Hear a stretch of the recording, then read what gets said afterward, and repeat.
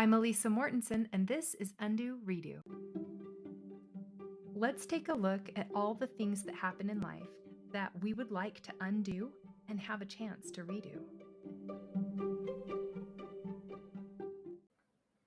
Hello to all my friends. I'm all excited today and wound up. Today I want to talk to those of you who are stuck, or you may know someone who is. And so let's begin with what being stuck really is, and then I'll go into what to do about it. Being stuck is when we are waiting for someone or something to happen. Being stuck is not something that happens outside of us. Getting unstuck isn't out to someone or something coming and solving it for us. And I don't want us to waste our days with a false thought like that. So many of us think that something's going to come and swoop us out of being stuck, or when this thing happens, then I won't be stuck anymore. When this person says this thing, then I won't be stuck anymore. Or when this situation is finally resolved, then I won't be stuck anymore.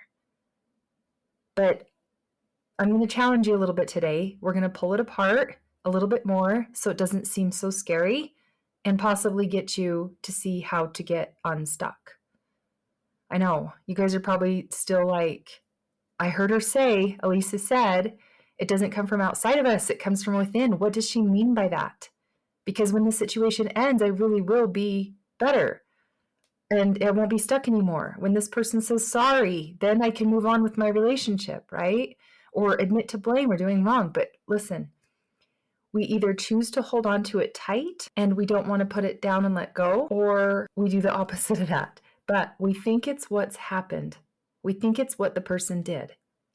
But it's what we're making it mean when it happened or when the person did the thing. We gave it a very threatening and horrible narrative, one in which we are the victim and we have no power. And we just lay there and take it. We let all of our power go at that moment to what happened. That is actually what's holding us captive. Having no power feels awful. You guys, you wonder why every day feels so crappy? What did you give your power to? Where did you give it away? Find it. Because being at the mercy of it is powerlessness and it's hopeless. So let's get your power back.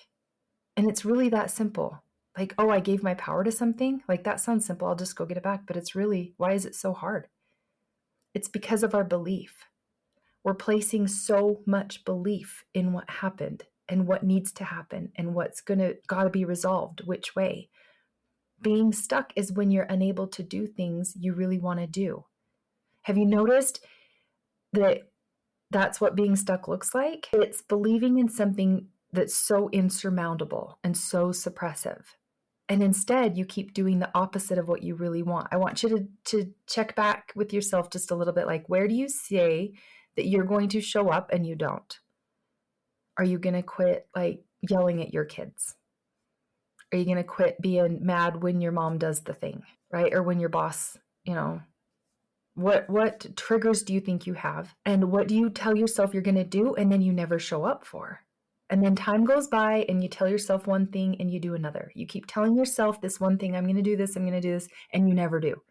Notice how much time has gone by. People refer to it as being like in a rut. Oh, I've just been in a rut for a long time. You have goals, but for some reason you're just not reaching them. Okay, your version of stuck has an emotion attached to it. What is it? See if you can pinpoint your emotion. Is it worry? Is it afraid? Is it maybe you're afraid to make the wrong decision? Maybe you're really disappointed with how something went. Or maybe you've attached thoughts to it like, it's just too hard to move forward. I don't know what to do. That's a very popular one. I don't know. I can't. Things like that. It stops many people from having what they really wanted. Because we tell ourselves it's too hard, or it's up to someone else, or when this thing's resolved, our consciousness absorbs that and it makes it harder. Our belief in that, like, we really can't go do it until this other thing's resolved, because that's what we told our mind. It's more convinced. Your mind is more convinced when you keep reaffirming that you don't have the power. Something else has the power. It's too hard for me, so when this thing outside of me changes, then it will be easier. So you're left defeated.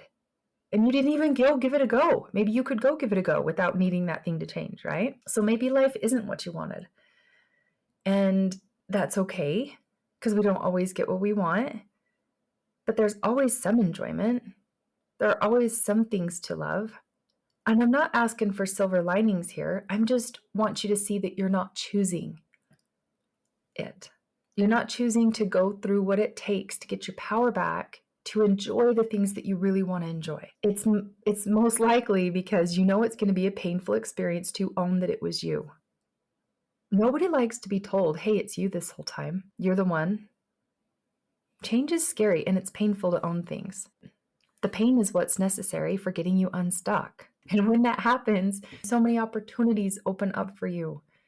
You can't change what you don't own. So as long as you keep believing that it's not you, you're never going to have access to the change you desire. I'm going to talk about some suggestions, okay? Because it's not so defeating. And I am so sorry to call you out, but that's what life's about, is awareness. What we can do, right? Making decisions, having resolve, being really committed to something. And it's all our agency, you guys. You believe in your problems belonging to something else. And all those thoughts and feelings that go along with that belief are making you stay stuck. There's an underlying theme to being stuck. Wherever if you're stuck in your daily routines, if you're stuck in weight loss or exercise or eating habits, or in a relationship where you don't communicate well, like there's poor communication, there's an underlying theme. You listen to the problems that are in your head about it. They show up as stories, they're thoughts. How many of them are in the past? And are you taking blame, or is it someone else that you blame for things not turning out? Okay, so listen to your head. Why are you stuck in it? Most of the time it keeps coming up because it needs something from you. Or a lot of times, if it's gone years, I mean, if we're talking 20, 30 years, it's because you're in a habit of giving it all your attention. And it owns part of your identity. It's become you. We're meant to go through things, not become things. If you hold tight enough to it and you keep feeding it all your energy and focus, you don't see any other way of detaching from it, right? It grows with your attention. But the pain it causes you also tells a story. Pain is meant to be uncomfortable, so we do something about it. So be there for yourself and make it stop. Did you know you could do that? You could watch out for yourself in this way. When you feel pain coming from someone else or yourself, or maybe you're beating yourself up and you're just like, oh, this sucks. And you notice just, well, why does it suck though? Why is this pain here? You can step in and do something about it. I just want to give you permission. I like to give you guys permission all the time. And you guys tell me you like it when I give you permissions. Even if it was someone or something else and it wasn't you, you can still step in between you and what's causing your pain. You can intervene. You can have your own back. That's actually your job. You can't erase what's happening, right? You can't erase the past, but you can undo your pain around it. I want you to consider what you can do. Let's see. First thing to consider is what you can do, because what you can do will empower you. No resolve comes from what others should do. You'll remain stuck in a space of needing to control other people, and no one should be in control of another person. That just is disempowering all the way around. It's not the way it works. I want you to be looking for things like, what can you do? What can you do? Not them, and not the situation when it's over. Why have you chosen this memory at that moment to own you? And why did you give your power to it? Is there a way to accept it just for, okay, that happened, where there's no longer attaching any blame to it? Most of life's confusing situations are just that. They're just misunderstandings. You can't decide what another person's intentions are. They meant to do that. You don't know that. You can't rightly say you know that. If someone came to you and you had accidentally done something or unknowingly done something, or you thought you were totally doing the right thing, and they're like, you did that to me on purpose, and you know you didn't, that's not for you to say back either. Neither of us know really what's going on in each other's minds. And you're not them. You don't want to be told what your intentions were. They don't really know you that well. Nobody does. So I want you to leave plenty of space for everyone to be a fallible human being. And I want you to ask yourself another question, like, did you do your part to take care of yourself in that story you're telling that you're stuck? because you're in charge of taking care of you. Don't put them in charge of taking care of you. We're not even good at taking care of ourselves. We're meant to look after our own survival, to keep our own selves safe. So create a safe space for yourself. And it sounds selfish. We're kind and we're caring human beings. We're really not that malicious, most all of us. So forgiving yourself and forgiving others, instead of trying to make sense of it as you go throughout your days ahead and you spend the next years trying to make sense of something, instead of letting it go so you can move on and enjoy your days. Other ways to maybe loosen the grip and kind of pull this apart on about your past is by spending time playing with what else could be true. Like, okay, this is what I believe, this is what I see, but if you were to revisit the situation in your mind, what else could be true about it? Could it also be true that everyone thinks they know best and they thought they were doing their best? Could it also be true that you could have done something differently as well?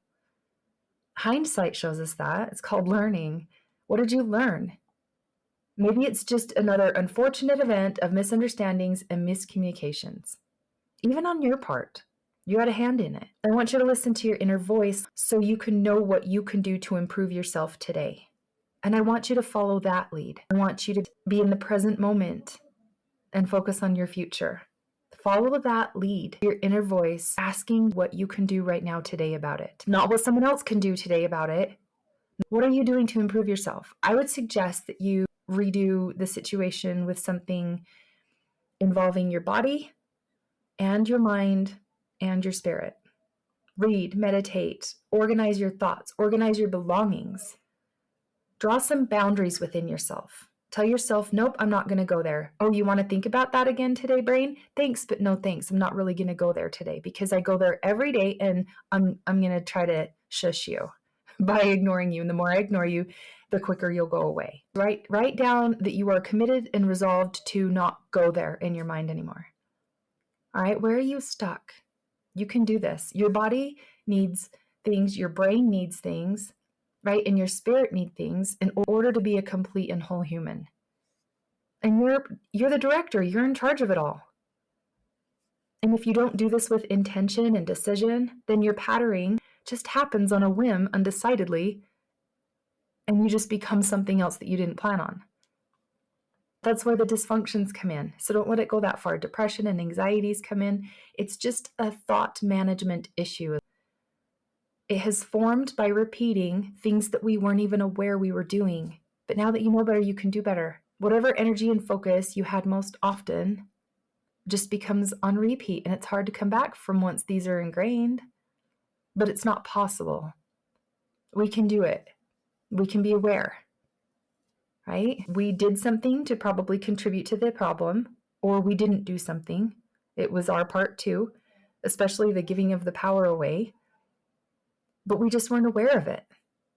So maybe we blamed the event or the person and we didn't take ownership of it. Another thing you can do is just make small changes to take your focus off it. Change your scenery, change your daily routines, change your outlook and your goals. All of those things stimulate the part of your brain for well-being and creativity. And clarity increases too. Every choice you make matters. If you decide to change up your routine and you make a plan, pay attention to do all the little things. Don't skip them. It may not seem important at the moment, like, oh, I'm just not going to do that little thing, but you're building a new pattern in your mind, and that matters a great deal. So take yourself seriously. After a while, you'll see an accumulation of the good and positive momentum, and every choice that you make will take the attention away from that story that you're stuck in, and it will help you keep going. I want you to try exploring your purpose, because people live longer when they have purpose. They have better well-being and better experiences in their life and more enjoyment when they have purpose. So explore that. Get on a call with me. Everybody just gets a free call anyways. Let's explore your purpose. What have you overcome? Start tallying. I have overcome this. I've overcome this. What could you help other people overcome that's very similar? Have you gone through a health issue? Could you help someone else get through it? Have one of your kids been through a serious health issue? Could you help a parent get through it? Could you be volunteer for something? They have those suicide hotlines. Get on there and sign up and be one that somebody talks to, and you can be there for somebody when they reach out. People call those suicide hotlines all the time. Be there for somebody. Have a purpose. Be an advocate for something. Encourage people to do stuff. It's worth it. It's so worth it. You may need to find a life purpose that inspires you to get your attention off things that keep you stuck. One that's bigger than you are, bigger than your problems. Go find what makes you happy. What makes you proud of yourself? What are you good at? We're avoiding our life because of our problem, and our problem is keeping us stuck. So if you really went after something, your problem would no longer be your focus or holding you back from living your life. And you could start to believe in yourself. Believing in yourself starts when you recognize the doubt you have in yourself. Once you hear the doubt and you see it for what it is, you gain access to having belief in yourself. Maybe you don't believe in yourself right now, but you can change all those thoughts into things like, I could learn to do that. I will work on that. I may not know right now, but I'm going to keep trying. Where could I learn that? Who could I call? How could I Google that to find out more information and learn how to do this? Or get on a call with me. I'll help you brainstorm. If you have no belief in yourself at all, and that's very hard for you to do, just write down 5 things every day that you have done. And keep going till you start to see some things that you're doing. And then you'll see a pattern of noticing what does go well instead of what doesn't go well. All the things that you actually do and you get done and you do really well and that you're proud of yourself for. Optimism has to be practiced every day. It doesn't just come naturally. You can't get it from someone else. Someone can't give you optimism. Your brain just hops from one problem to the next on autopilot, but you must interrupt it. As soon as you feel crappy, interrupt it and start focusing on something different. Bad days and bad thoughts happen. Good days and good thoughts happen, and it's all your choice. I say this because it's important to be aware of where our crappy days and where stuck comes from. Don't give all the credit to your situations. Don't give all the credit to the people around you. Situations and people only influence our thoughts. They don't create our thoughts. We're the creators of our own minds. We alone have the power and have our own agency. And it's a superpower because it gets us into all the trouble we get into and out of all the trouble we get into. And God made it this way on purpose. And if you call it the universe or whatever you call it, it's all the same. We're all meant to have that freedom of choice. Lastly, I'm going to recommend one more thing. We are meant for human connection, so do not suffer at the effect of something you're stuck in alone. Isolation is the darkness that you're experiencing. Go talk to somebody. Get it out in the open. Find a safe place to reveal and address the innermost places of your pain. And let go of it for your own sake. Move forward for your own sake, because it's only holding you captive and powerless because you're giving it all of your power. That's why it's up to you. Go free yourself. How could it be that you're still choosing the darkness and you're still choosing to be stuck? We're meant to go through trials, remember? Earlier I said we go through them. So stay away from believing you become them.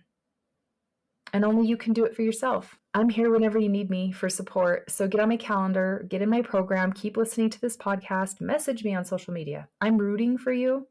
And as always, if you've thought of anyone while listening, please, please be there for them and share it. Chances are, if you thought of them, it's most likely just what they need to hear.